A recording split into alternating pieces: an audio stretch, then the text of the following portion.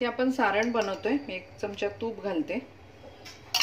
इथे आता तूप तापल्यावर खसखस घाला, कारण माझ्याकडे आता नेमकी संपली आहे, त्याच्यामुळे मी काही घालत नाहीये। तर आता आपण कीस घालूया खोबऱ्याचा। ह्या 2 वाटी आहे, या मापाने घेतलाय, ह्या मापाने 2 खोबऱ्याचा कीस आहे। हे आपण याचं 1 माप गूळ आहे, म्हणजे जेवढं खोबरं त्याच्या अर्ध गूळ घेतलंय।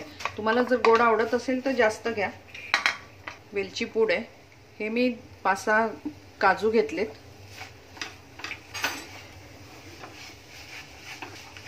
मी मुद्दाम आधीच सगळं टाकले, म्हणजे ते चांगलं गुळामध्ये चांगलं परतलं पण जातं ते।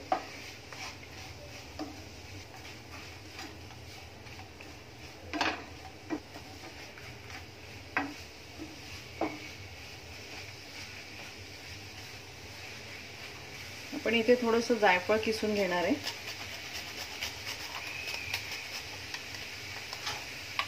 गूळ आणि जायफळ हा दोघं मिळून खूप छान चव येते।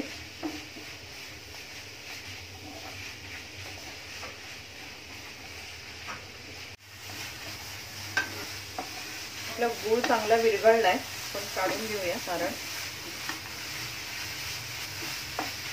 गॅस बंद करते।